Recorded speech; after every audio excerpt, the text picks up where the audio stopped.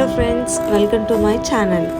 సేమియా ఉప్మా ఎలా చేసుకోవాలో చూపిస్తున్నాం. ఒక ఆనియన్ తీసుకొని కట్ చేసుకుందాం, మిర్చి అండ్ పాన్ పెట్టుకొని కొంచెం ఆయిల్ అండ్ పోపులన్నీ వేసుకుంటాం. వేసుకున్న తర్వాత ఒక ఎండుమిర్చి వేసుకోవాలి. ఇష్టం ఉంటే వేసుకోండి, లేదంటే మీ ఇష్టం. వెల్లుల్లిపాయ ఉంటే ఒకటి దంచి చేయండి. అండ్ ఇందులో పచ్చిమిర్చి యాడ్ చేసి ఇంకా ఆనియన్స్ కూడా యాడ్ చేయండి.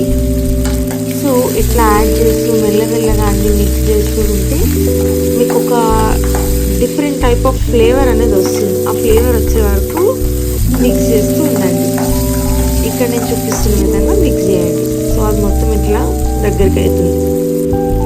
సో అందులో కొంచెం టర్మరిక్ పౌడర్ యాడ్ చేసుకొని, సో ఇప్పుడు కొలత ఎలా అంటే గ్లాస్కి గ్లాసున్నర నీళ్ళు సో యాడ్ చేసుకొని, సో అది మొత్తం ఇట్లా బబుల్స్ వచ్చేలా బాయిల్ చేయాలి.